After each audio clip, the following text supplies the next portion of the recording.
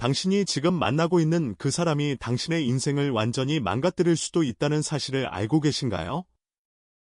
오늘 이 이야기를 끝까지 듣고 나면 당신은 분명 지금의 관계를 다시 한번 냉정하게 돌아보게 될 것입니다.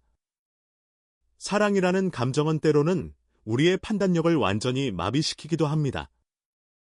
특히 허용되지 않는 관계 속에서 느끼는 감정은 더욱 강렬하게 다가오곤 하죠. 하지만 그 강렬함이 반드시 진짜 사랑을 의미하는 것은 아닙니다. 오히려 그 강렬함 때문에 우리는 현실을 직시하지 못하게 됩니다. 그래서 오늘은 혼의 관계에서 만날 수 있는 남성의 유형을 위험도에 따라 분류해 보려고 합니다. 그리고 그 관계 속에서 상대방이 당신을 어떻게 바라보고 있는지도 함께 살펴보겠습니다. 또한 이중 관계에서 절대 해서는 안 되는 행동들과 그 관계가 끝나는 패턴까지 모두 다루어 보겠습니다. 마지막으로 기혼 남성이 배우자 외의 여성에게 마음이 흔들리는 이유와 그 관계를 정리하기 가장 좋은 시점에 대해서도 이야기하겠습니다. 먼저 위험도가 가장 낮은 첫 번째 유형부터 살펴보겠습니다.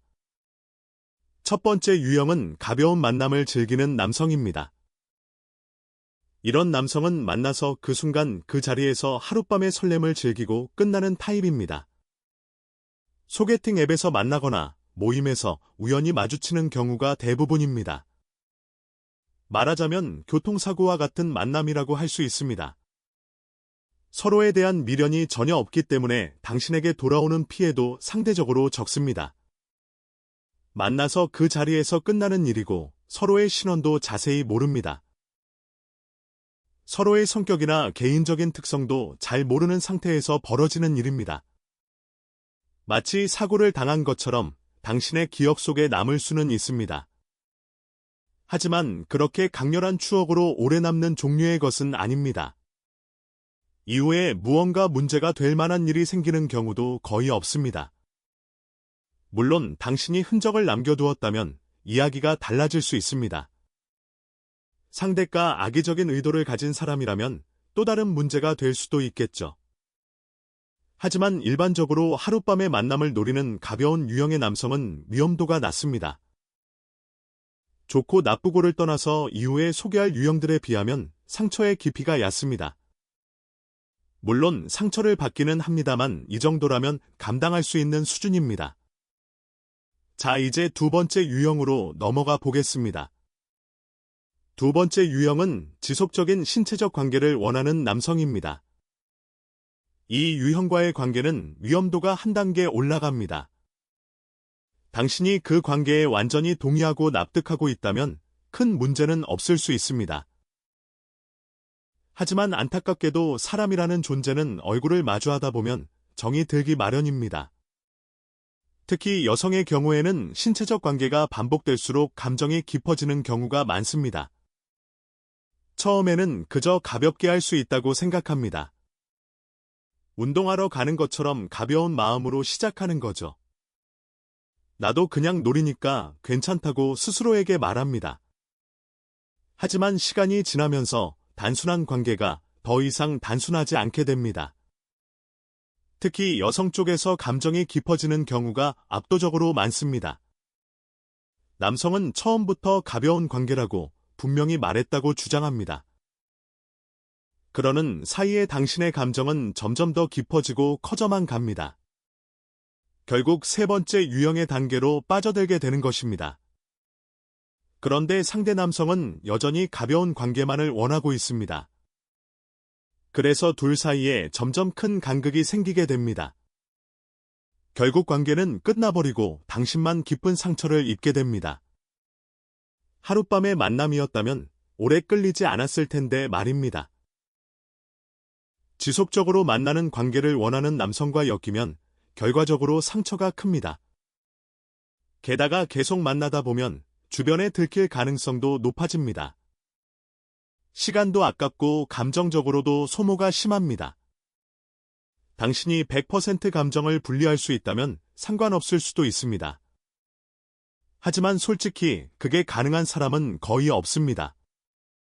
자신이 없다면 처음부터 관여하지 않는 것이 현명합니다. 이제 세 번째 유형입니다.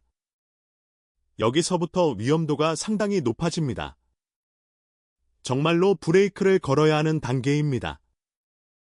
세 번째 유형은 진심으로 연애 감정을 가진 남성입니다. 진지한 연애 감정이라는 것은 정말 까다로운 문제입니다. 결혼이 아닌 연애 감정이라는 점이 핵심입니다. 당신과의 연애 관계를 진심으로 원하는 남성과의 관계는 대부분 고통스럽습니다. 당신이 기혼자이든 미혼이든 상대가 기혼자이든 상관없이 말입니다. 이루어질 수 없는 관계라는 것을 알면서도 연애를 한다는 것은 고통입니다. 언젠가 반드시 끝이 온다는 것을 처음부터 알고 있기 때문입니다. 물론 서로의 위치를 인정하면서 관계를 유지할 수도 있습니다. 예를 들어 상대에게 배우자가 있고 자신은 미혼인 상태를 받아들이는 거죠. 하지만 현실적으로 그런 상태를 영원히 유지하기는 어렵습니다. 어느 순간 상대를 독차지하고 싶어지기 마련입니다. 독차지하고 싶지 않더라도 혼자 있는 외로움을 느끼게 됩니다. 게다가 상대는 진심으로 당신을 사랑하고 소중히 여겨줍니다. 그래서 더 고통스러운 것입니다. 진지한 연애 감정은 있지만 결혼까지 생각하는 것은 아닙니다. 연애로서는 진심이지만 인생의 동반자로서 진심인 것은 아닙니다. 당신도 진심이 되어버리고 상대도 진심입니다. 함께 있는 시간은 충만하고 마음이 평온해집니다. 이 관계를 계속 이어가고 싶다고 생각하면서도 지속될 수 없는 현실이 있습니다. 이 사이에서 끊임없이 고통받다가 결국 끝이 찾아옵니다. 그때가 되어서야 잃어버린 것이 얼마나 큰지 깨닫게 됩니다. 처음부터 적당한 선에서 물러섰어야 했다는 후회가 밀려옵니다.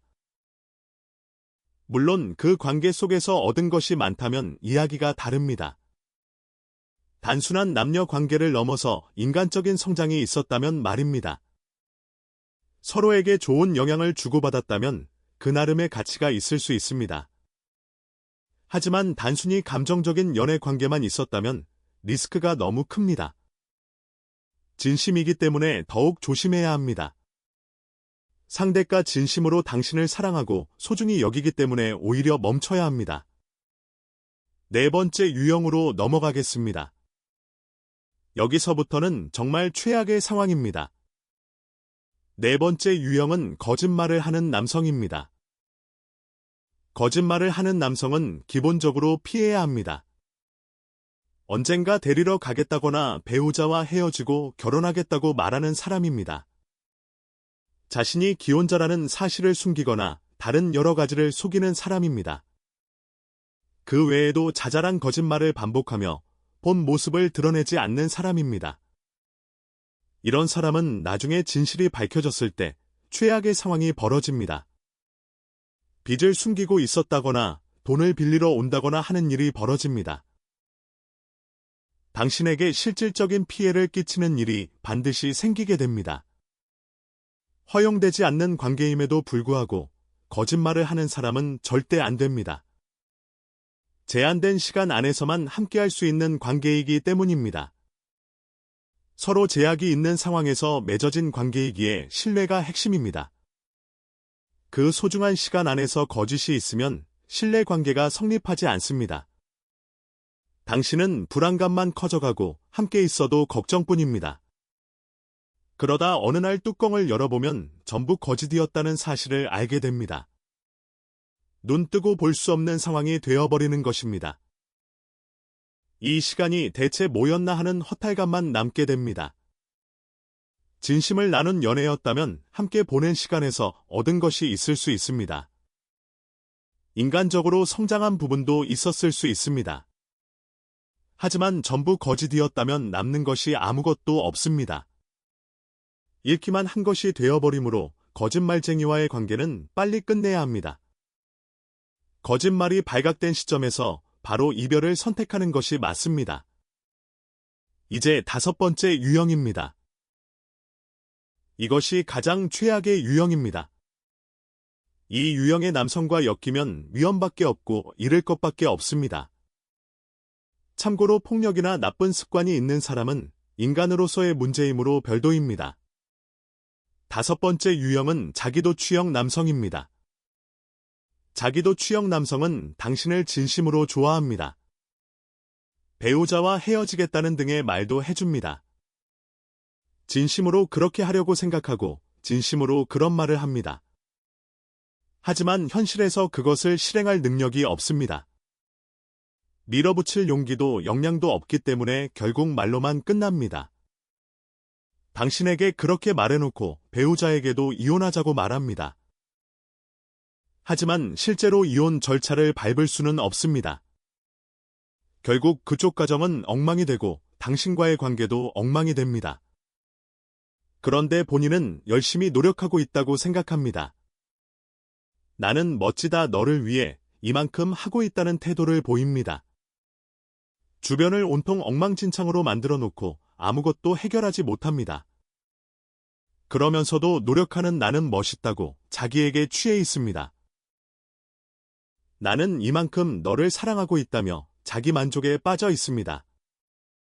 그런 사람이 있을까 싶겠지만 실제로 꽤 많이 존재합니다. 특히 혼의 관계가 수렁에 빠지는 경우의 대부분이 이 유형입니다. 거짓말쟁이는 거짓말이 밝혀지면 나쁜 놈이었구나 하고 끝낼 수 있습니다. 하지만 자기도 취형은 이상하게도 진심이기 때문에 문제입니다. 진심이기 때문에 당신도 기대를 하게 됩니다. 기대를 안고 따라가지만 결국 아무 문제도 해결되지 않습니다. 오히려 상황은 점점 더 나빠지기만 합니다. 그런데 본인은 여전히 너를 사랑한다는 그 감정에 취해 있습니다. 사랑하는 나 자신이 멋있다는 식으로 자기에게 도취되어 있습니다. 이것은 정말 최악의 상황입니다. 당신뿐만 아니라 상대의 가정도 망가집니다. 직장에서도 문제가 생기고 온갖 곳에 피해가 퍼져나갑니다. 당신이 직장에 있을 수 없게 되기도 합니다. 상대도 자기 직장에 있을 수 없게 됩니다. 상대의 배우자도 그 동네에 살 수 없게 되기도 합니다. 이렇게 주변을 완전히 쑥대밭으로 만들어 놓고 남는 것은 아무것도 없습니다. 모든 것을 잃게 되는 최악의 패턴입니다. 그러니 상대가 가볍게 이혼하겠다거나 할 수 없는 약속을 할 때 주의하세요. 가벼운 입담이라면 모를까 아무 생각 없이 실행하려는 사람이 위험합니다. 이렇게까지 해주는 것은 나를 정말 좋아하기 때문이라고 착각하지 마세요. 잠깐만요, 나는 그렇게까지 진심이 아니라고 말해줄 수 있어야 합니다. 거기까지 폭주하면 곤란하다고 당신이 브레이크를 걸어줘야 합니다. 그렇지 않으면 정말로 7.8기 엉망진창이 되어버립니다. 절대로 그런 유형에 올라타면 안 됩니다. 정말로 10년, 20년을 끌다가 몸도 마음도 만신창이가 됩니다. 주변 환경도 완전히 폐허가 되어 풀 한 폭이 남지 않는 황무지가 됩니다. 대체 이게 뭐였나 하는 후회만 남기는 것이 바로 이 유형입니다. 정말로 조심해야 합니다. 이상 첫 번째부터 5번째까지의 유형을 살펴보았습니다. 물론 이 5가지만 있는 것은 아닙니다. 그 사이사이에 수많은 중간 유형들이 존재합니다. 하지만 크게 분류하면 이렇게 나눌 수 있습니다. 만약 지금 허용되지 않는 관계에 있다면 상대가 어떤 유형인지 생각해 보세요. 앞으로의 위험이 어느 정도인지 냉정하게 계산해 보시기 바랍니다. 이 정도의 위험까지는 감수할 수 있지만 그 이상은 무리라는 선을 정하세요. 또한 앞으로 좋아하게 된 상대가 기혼자일 수도 있습니다. 그때 이 사람과 만나면 어느 정도의 위험이 있을지 판단해 보세요. 이런 유형이면 그만두겠다고 결심할 수도 있을 것입니다. 이 정도의 위험이라면 괜찮겠다고 판단할 수도 있겠죠. 그런 판단의 기준으로 활용해 주시면 좋겠습니다. 말할 것도 없이 처음부터 그런 관계를 맺지 않는 것이 최선입니다. 하지만 남녀 사이라는 것이 그렇게 단순하지만은 않습니다. 일이 벌어졌을 때 어떻게 대처할 것인가를 미리 생각해두는 것이 중요합니다. 극력 그런 상황이 오지 않도록 하는 것이 가장 좋습니다. 하지만 만약 그렇게 되었을 때의 대처법으로 참고해 주시면 좋겠습니다. 이제 남성이 혼의 상대 여성에 대해 갖는 감정의 단계를 이야기하겠습니다. 6가지 단계로 나누어 설명드리겠습니다. 첫 번째 단계는 더 이상 만나고 싶지 않다는 것입니다. 굳이 말할 것도 없는 당연한 이야기일 수 있습니다. 과거의 당신과 상대의 관계가 어떠했든 지금이 중요합니다.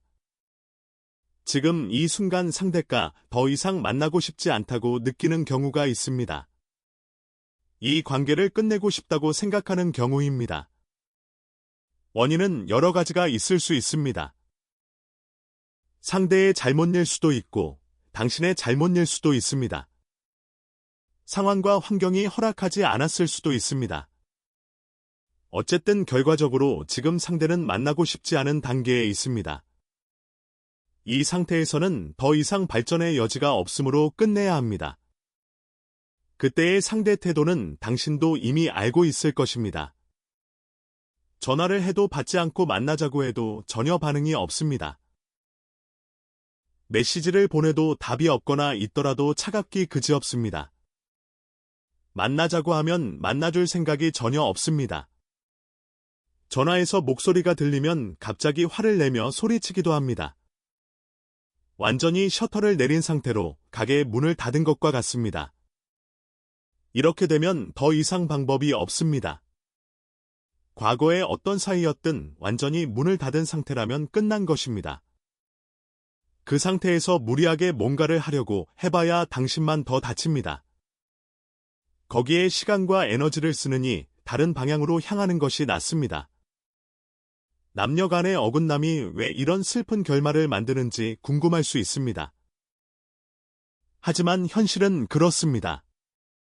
두 번째 단계는 편리한 상대로 보는 것입니다. 이것도 최악의 상황 중 하나입니다. 완전히 자기 편의대로 당신과의 관계를 유지하는 것입니다. 당신이 바쁘다고 해도 상관하지 않습니다. 자기 스케줄에 맞춰서만 만나려 합니다. 집에 와서 밥 먹고 볼일 보고 바로 가버리는 식입니다. 식사를 하러 가더라도 당신을 위해 돈을 쓰지 않습니다. 선물을 해주는 것도 없고 그저 당신이 소비되기만 합니다. 함께 있어주니까 그것만으로 괜찮다고 생각할 수도 있습니다. 하지만 그 이상은 절대 없습니다. 당신의 외로움을 잠시 달래줄 수는 있을지 모릅니다. 하지만 그 이상의 의미는 없고 미래도 없습니다.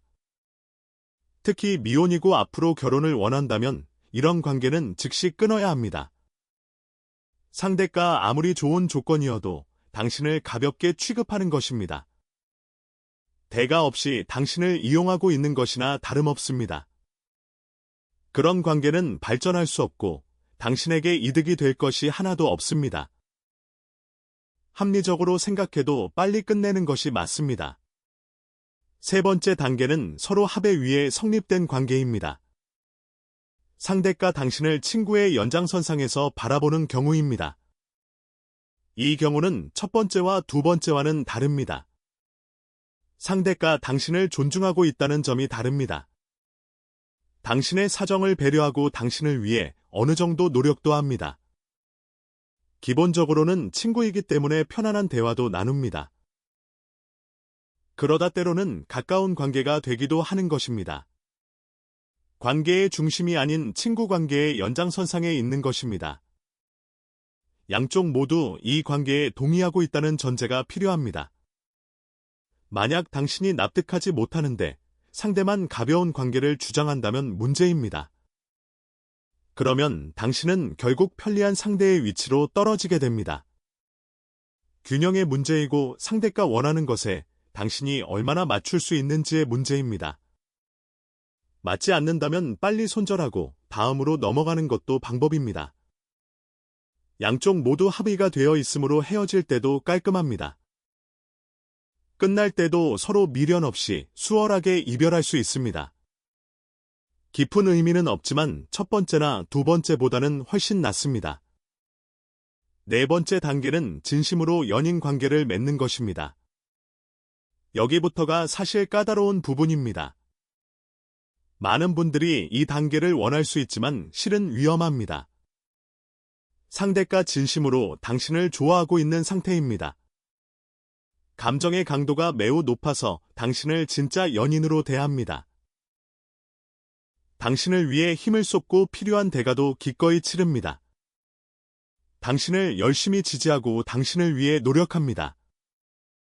오히려 당신에게 끌려다니는 모습을 보이기도 합니다. 하지만 핵심은 진지한 연인이라는 것이 그 이상으로 나아가지 않는다는 점입니다. 감정이 완전히 들어가 있기 때문에 이별할 때가 문제입니다. 물러설 타이밍을 잡기가 매우 어렵습니다.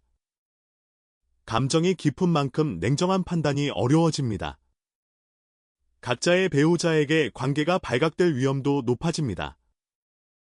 사랑받고 있다는 실감은 분명 행복할 것입니다. 하지만 동시에 여러 가지 위험이 함께 높아진다는 것을 잊으면 안 됩니다. 어차피 진지한 연인이라 해도 그 너머에 결혼은 없기 때문입니다. 둘 중 한쪽 혹은 양쪽 모두 기혼자인 이상 결혼이라는 미래는 없습니다. 결국 언젠가 이별이 올 수밖에 없고 그때 서로 고통스럽습니다. 고통이 올 것을 알면서도 사귀어야 한다는 모순이 있습니다. 약간의 답답함과 불안이 항상 따라다닙니다. 그래도 상대의 사랑은 연인으로서 꽤 진심인 경우가 많습니다. 그 점은 인정하되 냉정함을 잃지 않는 것이 중요합니다. 5번째 단계는 결혼 상대로 당신을 생각하는 경우입니다. 결혼 상대로 생각해주고 있기는 합니다. 상대는 진심으로 그렇게 생각하고 있습니다. 하지만 현실에서 그것이 실현될 가능성은 극히 낮습니다. 물론 가능성이 전혀 제로인 것은 아닙니다. 실제로 혼의 상대와 결혼하기 위해 배우자와 이혼하는 사람도 있습니다. 하지만 대부분은 마지막 순간에 뒤집어집니다. 최후의 결국 원래 가정으로 돌아가는 경우가 압도적입니다. 상대가 진심으로 오는 만큼 당신도 기다려도 된다고 기대하게 됩니다. 결과적으로 끝없이 끌려다니다가 마지막에 끝이라는 통보를 받습니다. 이 시간이 대체 뭐였나 하는 허탈함만 남는 구원 없는 이야기가 됩니다. 결혼까지 생각해주고 준비해주고 있다면 기쁘고 기다리고 싶은 마음은 이해합니다. 하지만 그만큼 위험도 함께 높아진다는 사실을 명심하세요. 기혼 남성이 왜 배우자와 헤어지지 않는지 생각해볼 필요가 있습니다. 그 순간 그 자리에서는 진심이어도 결과적으로 실행하지 않는 경우가 대부분입니다. 마지막 6번째 단계입니다. 결혼보다 위에 뭐가 있을까 하고 의아하실 수 있습니다. 있습니다. 사실 이것을 목표로 하는 것이 가장 좋을 수 있습니다. 운명의 사람 혹은 소중한 사람이라고 할 수 있는 관계입니다. 소울메이트라고 해도 좋고 인생의 동반자라고 해도 좋습니다. 연애 감정이나 색적인 끌림을 넘어선 관계를 말합니다. 인생의 파트너이자 동지로서 서로를 인식하는 관계입니다. 신체적 관계가 있든 없든 상관없습니다. 남녀 사이여도 좋고 아니어도 상관없습니다.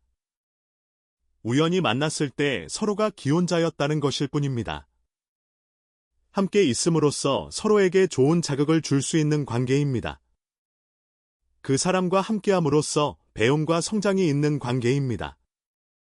당신에게도 상대에게도 동일하게 적용되는 것입니다. 이런 관계라면 앞으로도 좋은 형태로 계속될 수 있습니다. 일시적으로 가까운 관계가 되었다 해도 이후에는 좋은 관계로 남을 수 있습니다. 끝난 후에도 서로 성장시켜줄 수 있는 관계가 유지된다면 최선입니다. 만약 상대가 당신을 그렇게 생각해주고 있다면 그 관계를 소중히 하세요. 말로만이 아니라 진심으로 그렇게 느끼고 있다면 말입니다. 이런 관계가 되면 서로를 탐하거나 좋고 싫은 감정을 넘어서게 됩니다. 대화 속에서 진정으로 서로를 자극하고 성장시킬 수 있게 됩니다. 질 높은 대화가 오가고 서로에게 유익한 정보를 교환하게 됩니다. 이런 사람과 함께할 때는 여러 가지 일이 잘 풀리는 경우가 많습니다. 그것을 실감하고 있다면 좋은 관계에 있다는 증거입니다. 눈앞에 좋다 싫다 결혼이다 아니다 하는 이야기에 머무르지 마세요. 모처럼 인연이 닿아 만났고 서로의 상황 때문에 맺어질 수 없다면 말입니다. 그것을 초월한 곳에서 인간 대 인간으로의 연결을 추구하세요. 그런 관계를 구축하는 것을 고려해 보시면 좋겠습니다. 지금 그런 관계에 있다면 그것을 소중히 유지하시기 바랍니다. 이상 6단계에 대해 말씀드렸습니다. 지금 상대가 당신을 어떻게 생각하고 있는지 돌아보시기 바랍니다. 그리고 이 관계를 앞으로 어떻게 할지 생각해 보세요. 지금 이런 위험이 있으니 앞으로 어떻게 할지 고민해 보시기 바랍니다. 처음에도 말씀드렸듯이 허용되지 않는 관계가 좋을 리는 없습니다. 하지만 현실적으로 남녀 사이란 예측할 수 없는 일이 많습니다. 예측할 수 없는 일이 일어나도 대처 방법을 냉정하게 알아두면 됩니다. 방법은 얼마든지 있고 불필요하게 깊은 상처를 입을 필요는 전혀 없습니다. 상처를 입는 것 자체는 어쩔 수 없지만 깊지 않아도 되는 상처가 있습니다. 이제 이중관계에서 하지 말아야 할 7가지를 말씀드리겠습니다. 첫 번째는 현재의 연장선상에서 미래를 생각하지 않는 것입니다. 당연한 이야기지만 이것은 어떤 관계에서든 마찬가지입니다. 사람은 나이를 먹고 그에 따라 상황과 환경이 변합니다. 자신의 의지와는 무관하게 상황이 바뀌는 일도 있습니다. 당신의 배우자가 직장이 바뀌거나 정근을 가게 될 수도 있습니다. 상대의 배우자가 아프거나 상대의 직장이 바뀔 수도 있습니다. 아이가 커서 대학에 갈 나이가 되면 돈이 많이 듭니다. 지금 이 순간에는 좋은 관계를 유지하고 있을 수 있습니다. 하지만 상황이 변하면 더 이상 유지할 수 없게 되는 경우가 있습니다. 만날 수 없게 되는 일도 생길 수 있습니다. 서로 결혼한 입장에서 여러 가지를 짊어지고 있기 때문입니다. 지금 이 사람이 나를 좋아해주고 있고 좋은 관계라고 해도 변할 수 있습니다. 이 관계는 언젠가 변할 수 있다는 것을 항상 머릿속에 두어야 합니다. 그것을 받아들일 수밖에 없다는 것을 인정해야 합니다. 그렇지 않으면 상황이 변했을 때 큰 충격을 받게 됩니다. 상대가 멀어지거나 만날 수 없게 되었을 때 배신감을 느끼게 됩니다. 영원히 사랑한다고 했잖아, 그때는 그렇게 좋아해줬잖아 하고 말입니다. 그런 식으로 서로 상처 주고 끝나는 것이 됩니다. 남성만의 문제가 아니라 여성도 마찬가지입니다. 서로의 상황이 변해가므로 현재의 연장선상의 미래는 없습니다. 그것을 대전제로 받아들여야 합니다. 두 번째는 자신과 상대를 동일시하지 않는 것입니다. 독신 간의 연애에서도 마찬가지이지만 이중관계라면 더욱 그렇습니다. 서로 복잡한 사정이 있는 만큼 당신이 할 수 있는 것을 상대는 못할 수 있습니다. 나는 배우자 몰래 메시지를 보낼 수 있는데 왜 당신은 못하냐고 말입니다. 그것을 못한다는 것은 나를 사랑하지 않는다는 뜻이냐고 따집니다. 하지만 상대의 집안 사정은 당신의 사정과 다릅니다. 아이가 어리거나 배우자가 예민하거나 여러 가지 이유가 있습니다. 원래 알고 있던 이야기인데 감정이 들어가면 잊어버리게 됩니다. 자기 사정이 있다는 것도 있고 상대에게 사정이 있다는 것도 있습니다. 좋아하니까 이 정도는 해줘야 하는 것 아니냐고 생각합니다. 나는 이렇게 생각하니까 상대도 이렇게 해야 맞다고 여깁니다. 나는 바로 답장하는데 왜 상대는 답장을 안 하냐고 화를 냅니다. 하지만 상대는 지금 그럴 수 없는 상황일 수 있습니다. 그 반대도 마찬가지입니다. 상대가 당신에게 기대하는 것도 있을 수 있습니다. 하지만 당신이 그것을 할 수 없을 때 그것으로 판단하지 말라고 해야 합니다. 이중 관계이기 때문에 더더욱 이 부분을 이해해야 합니다. 기대와 다르더라도 상대에게는 상대의 사정이 있다고 인정해야 합니다. 뜻대로 해주지 않더라도 여러 사정이 있으니 어쩔 수 없다고 받아들여야 합니다. 그렇게 생각하지 않으면 언젠가 그 관계는 무너집니다. 세 번째는 상대의 생활권에 들어가거나 들이지 않는 것입니다. 당연한 이야기이지만 실제로는 하게 되는 경우가 많습니다. 상대의 집 즉 배우자와 아이가 있는 공간에 들어가면 안 됩니다. 마찬가지로 당신의 집에 상대를 들여서도 안 됩니다. 서로에게 가정이라는 성역이 있고 그것을 침범해서는 안 됩니다. 그런 관계가 되면 긴장감이 사라지고 모든 것이 엉망이 됩니다. 오늘은 배우자가 없으니까 우리 집에 오라는 식이 됩니다.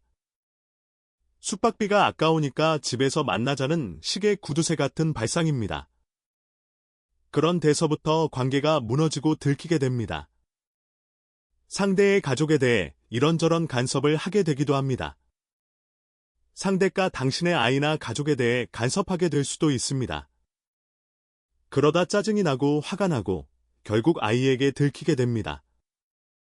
누군가에게 목격되어 발각되는 수순을 밟게 됩니다. 당신의 가정은 절대 누구도 들여서는 안 되는 성역입니다. 상대의 가정도 마찬가지로 절대 들어가서는 안 되는 영역입니다.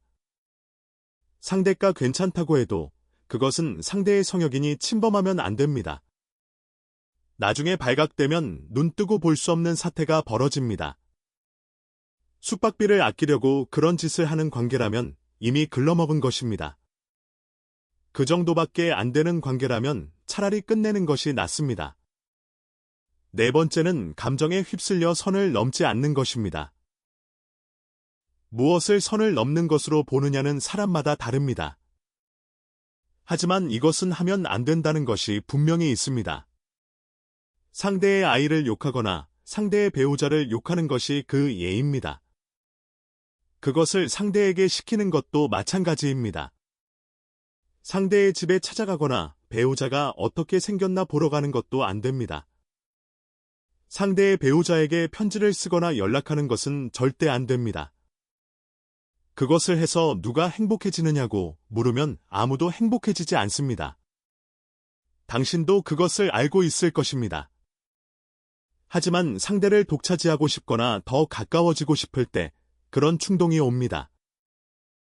그런 당신의 수상한 행동이 결국 자신의 배우자에게 들키게 됩니다. 자녀에게 목격되어 엄마 뭐 하는 거야 하는 사태가 벌어집니다. 또한 상대의 SNS에 의미심장한 댓글을 남기는 것도 위험합니다. 자신의 사진에 상대의 존재를 암시하는 요소를 넣는 것도 마찬가지입니다. 그러고 싶은 마음은 이해합니다만 그것을 해서 얻는 것은 아무것도 없습니다. 마지막에 아무도 남지 않은 허무함만 남을 뿐입니다. 감정을 꾹 누르고 사회적으로 허용되지 않는 관계임을 다시 인식하세요. 스스로 고삐를 당겨서 감정이 앞서지 않도록 관리해야 합니다. 넘어서는 안 되는 선은 절대 넘으면 안 됩니다. 다섯 번째는 상대를 위해 이혼을 생각하지 않는 것입니다. 그런 생각을 하는 사람은 많지 않겠지만 감정이 깊어지면 생기기도 합니다. 상대와 함께하고 싶어서 배우자와 이혼하겠다는 생각이 드는 것입니다. 상대도 자기 배우자와 헤어진다고 말합니다. 그래서 둘 다 이혼하고 새로 시작하자고 합니다. 여성은 비교적 감정적으로 이를 벌이는 경우가 있습니다. 실제로 이혼 절차에 들어가 버리는 경우도 있습니다. 하지만 남성은 마지막 순간에 실행하지 않는 경우가 대부분입니다. 실제로 배우자가 이혼한다는 전제로 관공서까지 갔는데 뒤집히는 경우가 있습니다. 결국 이혼하지 않겠다고 하는 일을 수없이 봐왔습니다. 상대를 위해 자신이 이혼하면 상대도 이혼해 줄 것이라고 기대하면 안 됩니다. 단순히 배우자와 사이가 나빠서 이혼하는 것은 별개의 문제입니다.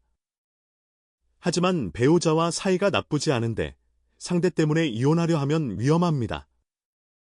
그런 분위기에 휩쓸려서 이혼하면 상대는 거의 확실히 이혼하지 않습니다. 상대를 잃고 가정을 잃고 혼자 남게 되는 최악의 결과가 됩니다. 남성은 혼의 상대를 위해 이혼하는 것이 아닙니다.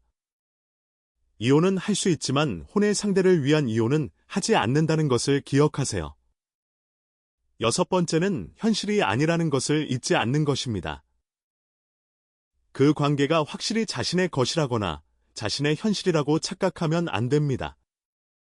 현실은 무엇이냐면 당신은 결혼해 있고 상대도 결혼해 있다는 것입니다.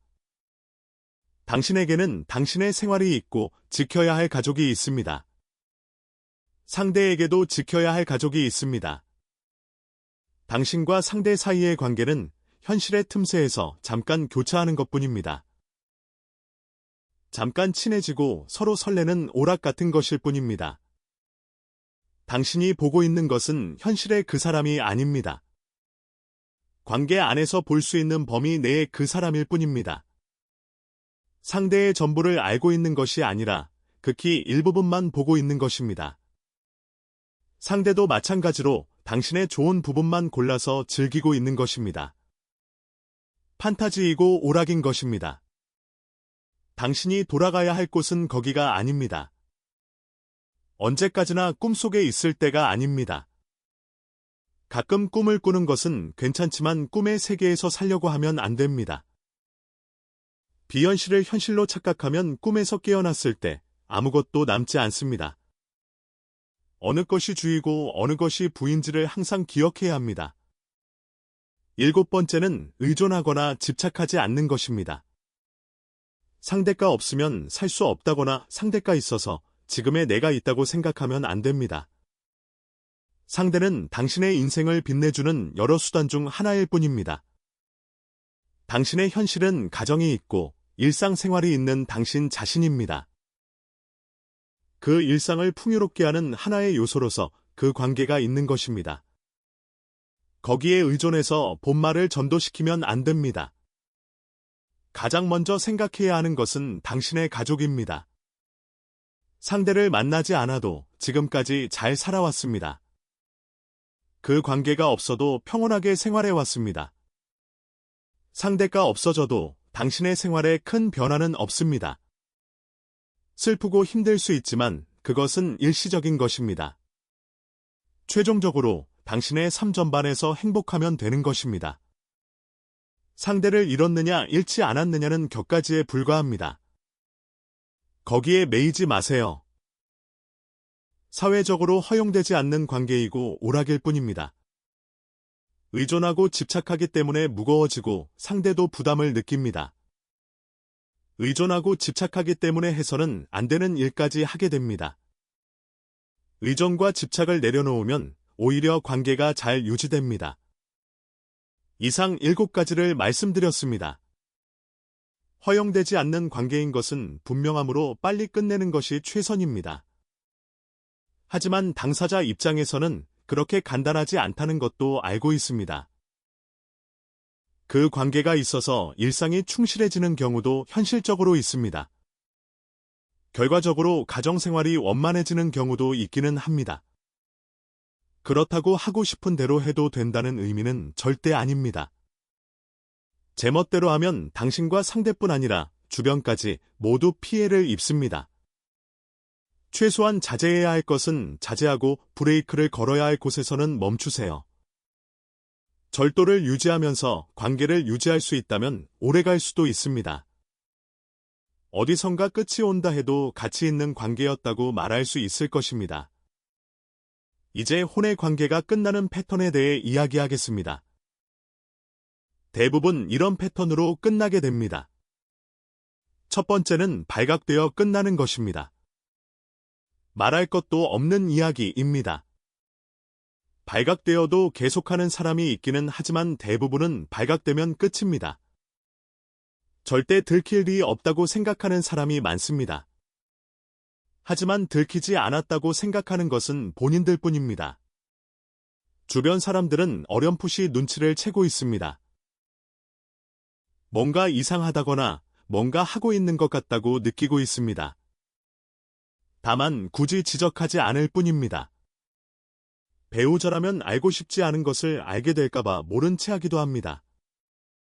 하지만 너무 심해지면 결국 증거를 잡히게 됩니다. 발각되어 두 사람의 관계가 세상에 드러나는 순간 끝입니다. 절대 들키지 않을 거라고 자신하는 사람은 다시 한번 생각해 보세요. 누군가는 분명 눈치를 채고 있습니다. 확신까지는 아니더라도 뭔가 다르다는 것을 느끼고 있습니다. 두 번째는 환경과 상황이 변하는 것입니다. 서로 기혼자이고 어느 정도 나이가 있는 남녀입니다. 다양한 상황과 환경이 변해갈 수밖에 없습니다. 당사자의 마음이 변하지 않아도 주변이 변합니다. 배우자가 아플 수도 있고 아이가 커서 돈이 많이 들 수도 있습니다. 만날 시간을 도저히 만들 수 없게 될 수도 있습니다. 급작스러운 정근이 있을 수도 있습니다. 자기 자신의 문제뿐 아니라 주변 환경의 변화가 겹칩니다. 지금까지와 같은 관계를 유지할 수 없게 되는 것입니다. 좋아하더라도 그 관계가 끝나버리는 일이 있습니다. 기혼자끼리 혹은 한쪽이 기혼인 관계이기에 이 위험이 특히 높습니다. 환경과 상황은 거의 확실하게 변하고 관계에 영향을 미칩니다. 머릿속 한가운데에 이 사실을 항상 두어야 합니다. 세 번째는 부담을 느끼기 시작하는 것입니다. 서로 좋아하기는 하지만 각자의 위치에서 해야 할 일이 있습니다. 처음에는 좋아하는 감정이 압도적으로 강해서 부담을 느끼지 못했습니다. 하지만 관계가 안정되면서 처음에 느끼지 못했던 부담이 보이기 시작합니다. 만나고 전화하고 연락하는 것 자체가 부담이 됩니다. 바쁜 일상 속에서 아이 돌보고 일하고 집안일하면서 만남을 유지하는 것 말입니다. 만나고 싶은 마음은 있지만 피곤해서 오늘은 쉬고 싶다는 생각이 듭니다. 서로 그런 마음이 되어가면서 자연스럽게 페이드아웃 됩니다.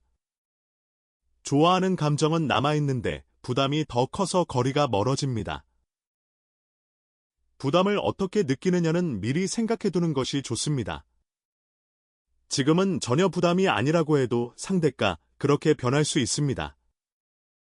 네 번째는 관계에서 가치를 느끼지 못하게 되는 것입니다. 좋아하기는 하지만 함께 있는 것에 의미가 있는지 의문이 드는 것입니다. 처음에는 이 사람밖에 없다고 생각했습니다. 그 시간이 인생에서 가장 가치 있는 시간이라고 느꼈습니다. 하지만 관계가 안정되면서 위험에 비해 가치가 있는지 의문이 듭니다. 이 시간을 더 유용하게 쓸 수 있지 않을까 하는 생각이 시작됩니다. 서로 자극을 주고받지 못하면 관계는 시들어갑니다. 새로운 경험이나 배움이 없어지면 관계의 의미가 사라집니다. 항상 서로에게 자극을 줄 수 있는 관계라면 오래 유지됩니다. 하지만 그렇지 못하면 관계는 수렴하고 끝을 향합니다. 다섯 번째는 죄책감을 느끼기 시작하는 것입니다. 처음에는 좋아하는 감정에만 충실했습니다.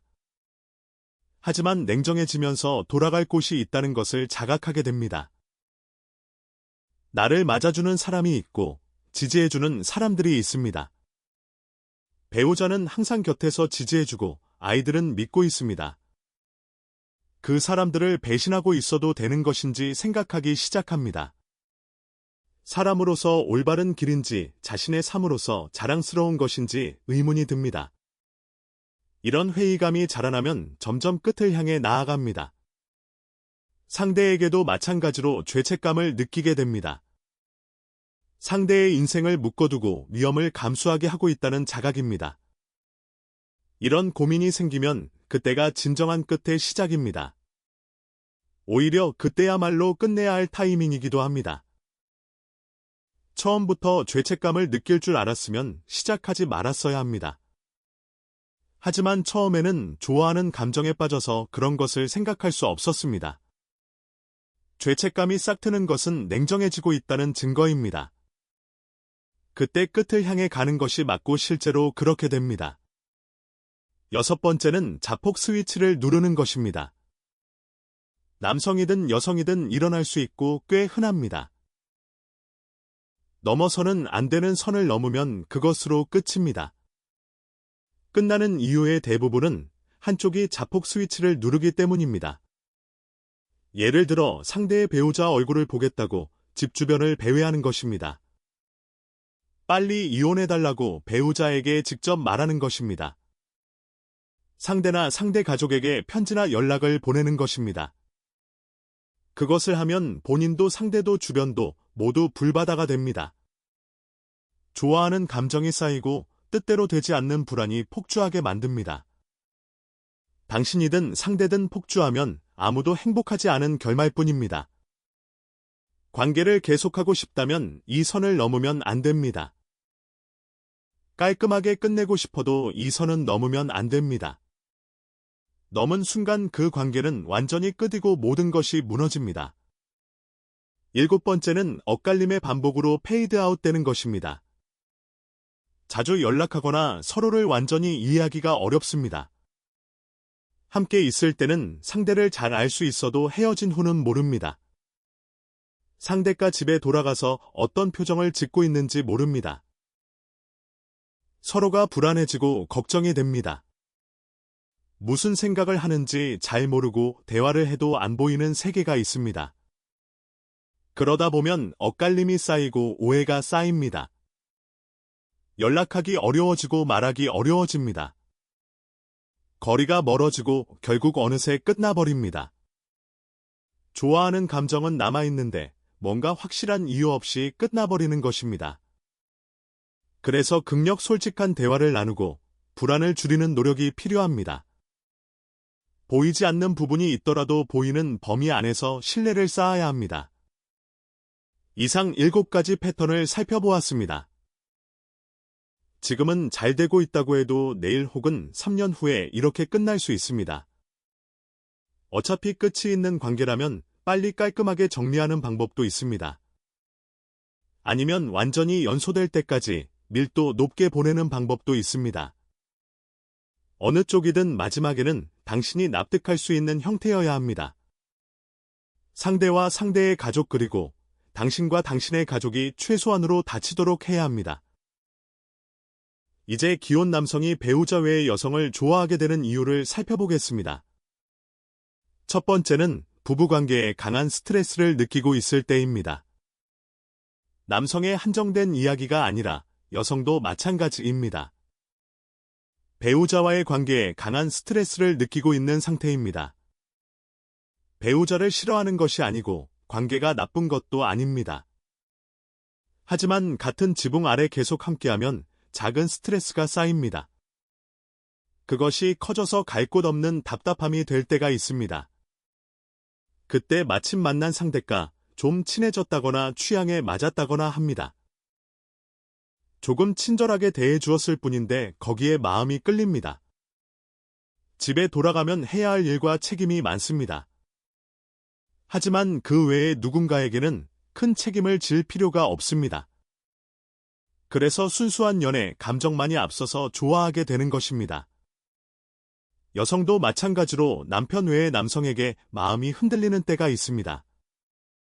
대부분 부부간에 뭔가 불만이나 스트레스가 있을 때입니다. 배우자가 스트레스를 느끼고 있는 것 같다면 주의를 기울이세요. 두 번째는 과제를 공유할 수 있는 상대입니다. 일상적으로 안고 있는 과제를 함께 해결해 나갈 수 있는 존재입니다. 상담할 수 있고 상담을 받아줍니다. 과제를 함께 해결하면서 기쁨을 나눌 수 있습니다. 부부 사이에서도 과제를 함께 극복하는 기쁨은 있습니다. 하지만 부부와는 다른 곳에서 그런 관계를 맺게 되는 경우가 있습니다. 상담하고 문제를 해결하고 기쁨을 공유할 수 있는 상대입니다. 거기에서 자기 존재의 의미를 발견하게 됩니다. 누군가의 도움이 되고 있다는 느낌이 들고 성취감이 있습니다. 그래서 점점 좋아하게 되어버리는 것입니다. 특히 기혼자끼리의 관계에서 이런 이유로 시작되는 경우가 많습니다. 다만 과제를 공유하는 관계는 발각될 위험이 높으니 주의해야 합니다. 세 번째는 단순히 연애를 좋아하는 사람인 경우입니다. 연애 의존이라고도 할 수 있습니다. 항상 연애를 하고 있지 않으면 견딜 수 없는 유형입니다. 항상 누군가에게 사랑받고 있다는 실감이 필요한 사람입니다. 배우자를 사랑하기는 하지만 그것만으로는 부족합니다. 더 많은 곳에서 사랑의 실감을 원하는 것입니다. 배우자를 싫어해서가 아니라 그냥 그런 체질인 것입니다. 연애하고 있는 상태 자체를 사랑하고 누군가를 좋아하는 자신을 사랑합니다. 누군가에게 좋아한다는 말을 듣는 자신을 사랑하는 유형입니다. 이런 사람은 좋은 사람이냐 나쁜 사람이냐의 문제가 아닙니다. 그냥 그런 사람인 것이고 배우자 쪽에서 잘 관리해야 합니다. 네 번째는 조건이 맞는 상대에게서 유혹을 받았을 때입니다. 자신에게 맞는 조건의 이성에게서 접근을 받으면 흔들립니다.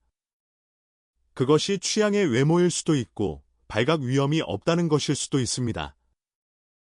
경제적이나 시간적으로 부담이 적은 관계일 수도 있습니다.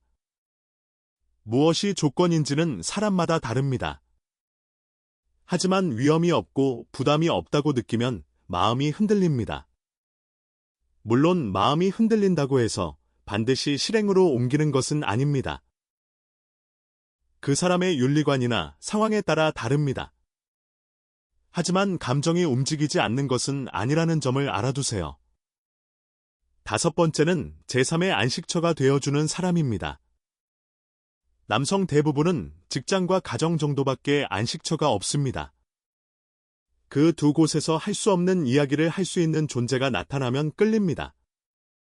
새로운 자극을 느끼고 새로운 가능성을 발견하게 됩니다. 직함이나 가정에서의 위치와 상관없이 한 남자로서 인정받는 느낌입니다.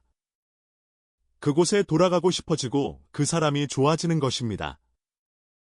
말하자면 단골 술집 같은 존재입니다. 특별한 의도 없이 가지만 거기서만 할 수 있는 이야기가 있습니다. 편안하고 좋은 느낌이 드는 그런 장소에 있는 사람인 것입니다. 남성의 생활 속에 자연스럽게 들어가면 마음을 끌 수 있습니다. 여섯 번째는 단순히 함께하는 시간이 길어지는 것입니다. 오래 함께 있으면 대화가 많아지고 이해가 깊어집니다. 이해가 깊어지면 신뢰하게 되고 신뢰하면 안심하게 됩니다. 스트레스가 줄고 다른 곳에서는 할 수 없는 이야기를 하게 됩니다. 정이 들면 이 사람과 있으면 마음이 편하다고 느끼게 됩니다. 원래 그런 타입이 아니고 조건도 맞지 않아도 그렇게 됩니다. 직장처럼 어쩔 수 없이 함께하는 관계에서 특히 많이 발생합니다. 사회적 존재인 인간은 관계를 잘 유지하려고 노력합니다. 그 과정에서 점점 친해지고 익숙해지고 좋아지게 됩니다. 접촉 빈도가 높고 함께하는 시간이 긴 상대에게는 서로 주의해야 합니다. 배우자라면 이성과 너무 오래 함께하는 것에 대해 주의를 주는 것이 좋습니다. 일곱 번째는 돈과 시간의 여유가 생겼을 때입니다. 할 일이 없으면 여성을 향해 가는 남성이 적지 않습니다. 모든 남성이 그런 것은 아니지만 상당수가 그렇습니다. 돈과 시간이 있어도 취미나 하고 싶은 일에 쓰는 사람도 있습니다.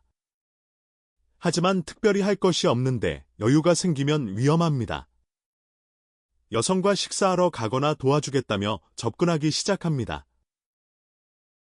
배우자가 돈과 시간의 여유를 갖기 시작하면 주의하세요. 또한 이런 남성은 여유가 있으니까 다른 사람에게도 갑니다. 가벼운 존재로 생각하고 적당히 상대해주는 것이 좋습니다. 대체로 혼의 관계라는 것은 사소한 계기에서 시작됩니다. 명확한 이유보다는 작은 일에서 발전하는 경우가 많습니다. 그 사소한 계기의 가능성이 넓어지는 것이 바로 여유가 있을 때입니다. 이상 7가지 이유를 살펴보았습니다. 남성뿐 아니라 여성도 비슷한 상황에서 마음이 흔들릴 수 있습니다. 다만 마음이 흔들린다고 해서 반드시 행동으로 옮기는 것은 아닙니다. 내면의 문제로서 이런 계기에 감정이 움직일 수 있다는 것입니다. 배우자가 이런 상황에 놓일 수 있다면 주의를 기울이세요. 자신이 그런 상황에 처할 수 있다면 스스로 브레이크를 거세요. 이제 상대를 깊이 사랑할 때 보이는 7가지 행동을 말씀드리겠습니다. 첫 번째는 떠나지 않겠다는 어필을 계속하는 것입니다. 나는 너에게서 떠나지 않을 것이라고 계속 말합니다. 너와 계속 함께 있고 싶다고 헤어지자고 절대 말하지 말라고 합니다. 당신이 관계를 끊으려 한 것도 아닌데 상대가 먼저 그런 말을 합니다. 허용되지 않는 관계인 이상 언젠가 끝날 것임을 알고 있기 때문입니다. 당신이 먼저 이별을 고하지 않을까 하는 불안이 항상 있는 것입니다. 그래서 자신은 떠나지 않겠다 너도 떠나지 말라고 반복하는 것입니다.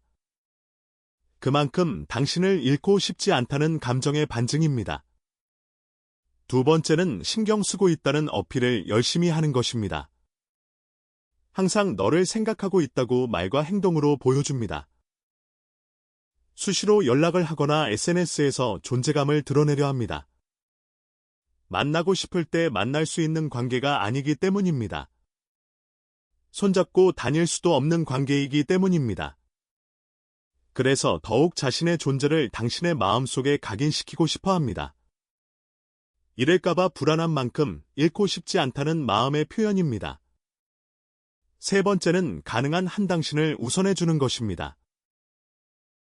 가능한 한이라는 단서가 붙는 이유는 허용되지 않는 관계이기 때문입니다. 할 수 있는 것과 할 수 없는 것이 있습니다. 하지만 그 범위 안에서 최선을 다해 당신을 위해 노력합니다. 넘을 수 없는 선은 있지만 그 안에서 최대한 힘을 쏟습니다. 자기 편의대로만 하는 사람은 당신을 그만큼 좋아하지 않는 것입니다. 가능한 범위에서 얼마나 노력하느냐로 사랑의 깊이를 알 수 있습니다. 네 번째는 비밀을 철저히 지키는 것입니다. 관계가 비밀이라는 것이 유지의 대전제입니다. 세상에 알려지면 유지할 수 없기 때문입니다. 당신을 진심으로 소중히 여기고 관계를 계속하고 싶다면 경솔한 행동을 하지 않습니다. 사람들 앞에서 손을 잡거나 같은 차를 타고 돌아다니지 않습니다. 친구에게 자랑하거나 어디서든 떠벌리지 않습니다. 비밀을 지키기 위한 노력을 얼마나 하느냐가 사랑의 척도입니다. 비밀 유지를 위해 필요한 수고를 기꺼이 감수하는지 보세요. 다섯 번째는 설명을 아끼지 않는 것입니다. 당신이 불안해하면 그에 맞춰 성실하게 설명해 줍니다. 만나고 싶을 때 만날 수 없고 보이지 않는 부분이 많은 관계입니다. 의문과 불안에 대해 제대로 마주하고 납득시키려 노력합니다. 모든 것이 만족스럽지는 않을 수 있지만 말을 아끼지 않습니다. 설명하라고 하면 제대로 해주는 사람이 당신을 소중히 여기는 사람입니다. 다만 요구하지 않으면 설명하지 않는 경우도 있으니 물어보는 것이 중요합니다. 여섯 번째는 때때로 짜증을 내거나 토라지는 것입니다. 정도의 문제이지만 좋아하기 때문에 뜻대로 안 되면 짜증이 나는 것입니다. 자기 마음대로 안 되는 것에 대한 답답함의 표현입니다. 폭력이나 괴롭힘 수준이면 전혀 다른 문제이니 주의하세요. 하지만 가벼운 투정이나 짜증 정도는 사랑의 표현일 수 있습니다. 오히려 모든 것에 순순히 맞춰주는 사람이 더 감정이 없을 수 있습니다. 불안하고 걱정되기 때문에 투정처럼 나오는 것입니다. 관대하게 봐주어도 괜찮은 부분입니다. 일곱 번째는 물러서야 할 때 물러설 수 있는지입니다. 사회적으로 허용되지 않는 관계인 만큼 언젠가 끝이 옵니다. 상대의 행복을 위해 자신이 물러서야 할 때 물러설 수 있느냐입니다. 물러나는 것이 상대에게 더 좋다는 것이 분명할 때 떠날 수 있는지입니다. 자기가 힘들고 괴로워도 상대를 위해 떠날 수 있다면 진심입니다. 절대 떨어지지 않겠다며 집착하는 사람은 자기만 좋아하는 것입니다. 진짜로 상대를 사랑한다면 상대의 행복을 우선할 수 있어야 합니다. 집착하지 않고 내려놓을 수 있는 것이 진정한 사랑의 증거입니다. 이상 7가지를 말씀드렸습니다. 허용되지 않는 관계에서의 깊은 감정이라 할지라도 말입니다. 그 순간 당신에 대한 감정이 그만큼 강하고 진한 것은 사실입니다. 마지막으로 관계를 정리하기 가장 좋은 타이밍 7가지입니다.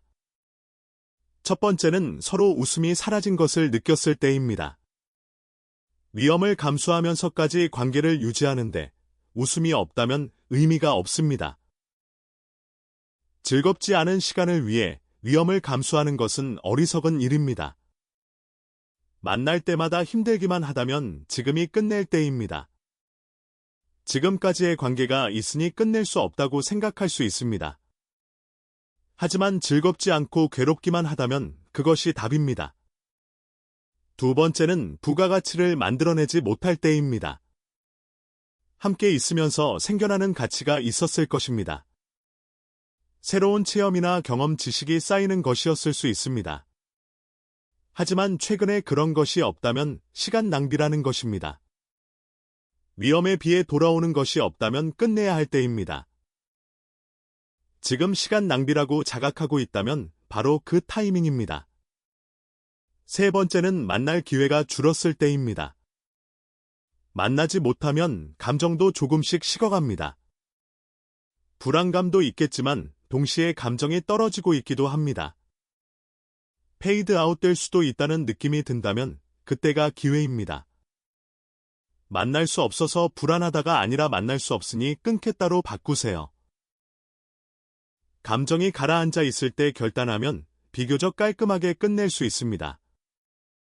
네 번째는 당신을 소중히 해주는 다른 사람이 나타났을 때입니다. 혼의 상대보다 설레지 않을 수 있습니다.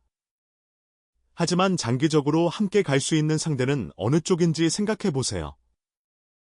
만날 수 없고 뜻대로 되지 않는 상대가 더 설레는 것은 당연합니다. 하지만 냉정하게 인생 전체를 봤을 때 어느 쪽이 유의미한지 생각하세요. 소중히 해주는 사람이 곁에 있는 것은 흔한 기회가 아닙니다. 혼의 상대를 확실히 끊고 새로운 쪽으로 옮겨가면 점차 잊히게 됩니다. 다섯 번째는 현실에 직면했을 때입니다. 상대와는 미래가 없다는 것을 깨닫는 순간이 옵니다. 이혼한다고 했으면서 전혀 기미가 없거나 더 나빠진 경우입니다. 상대의 무책임한 모습이나 문제점을 확인했을 때입니다. 현실을 봤을 때 역시 안 되겠다고 생각하면 그때가 끝입니다. 이미 실망한 상태에서 억지로 다시 끌어올리려 하지 마세요. 실망한 채로 그대로 놓아주는 것이 빠릅니다. 현실은 결국 변하지 않으니까요. 여섯 번째는 자기 자신의 방향이 정해졌을 때입니다. 정말 하고 싶은 일, 살고 싶은 삶이 분명해졌을 때입니다. 결혼하고 싶다거나 새로운 일을 시작하고 싶다거나 무엇이든 좋습니다. 자신의 미래가 정해졌다면 그것을 우선하고 관계를 끊으세요. 상대가 없어도 당신의 인생을 만들 수 있잖아요. 상대가 있으면 오히려 발목을 잡는 것이나 마찬가지입니다. 사회적 위험일 뿐이므로 빨리 정리하는 것이 맞습니다. 자신의 삶을 어떻게 만들어갈지가 분명해진 그 순간이 이별의 때입니다. 일곱 번째는 바로 지금 이 글을 읽고 있는 이 순간입니다. 여기까지 읽고 일곱 번째에 도달했다는 것은 그만큼 고민하고 있다는 뜻입니다. 이 관계가 과연 어떤 의미인지 끝내야 하는지 느끼고 있다는 것입니다. 앞에 6가지 중 해당하는 것이 분명히 있었을 것입니다. 그리고 지금 여기에 이르렀다면 끝낼 때가 된 것입니다. 남녀 간에 언젠가 이별이 오는 것은 어쩔 수 없습니다. 특히 허용되지 않는 관계라면 끝은 처음부터 정해져 있었습니다. 그것을 질질 끌면서 3년, 5년, 10년 후에 끝내느냐가 문제입니다. 아니면 지금 깨끗이 끊고 앞으로의 시간을 새로운 행복에 쓰느냐입니다. 어느 쪽이 좋은지는 굳이 말하지 않아도 아실 것입니다. 이별은 슬프고 괴롭고 힘듭니다. 하지만 이런 타이밍을 잡으면 고통이 조금은 줄어들 수 있습니다. 이후로의 전환도 빨라질 수 있습니다. 상처를 입지 않을 수는 없지만 그래도 덜 아픈 타이밍이라는 것입니다. 이상으로 모든 내용을 마치겠습니다. 오늘 이야기한 것들이 당신의 판단에 도움이 되기를 바랍니다. 냉정함을 유지하는 것이 결국 자신을 지키는 길입니다. 감정에 휩쓸리지 않고 현실을 직시하는 용기가 필요합니다. 당신의 인생에서 가장 중요한 것은 결국 당신 자신의 행복입니다. 누군가에게 의존하지 않고도 충분히 행복할 수 있다는 것을 기억하세요. 지금 이 순간부터 현명한 선택을 시작할 수 있습니다. 모든 것은 당신의 결단에 달려 있습니다.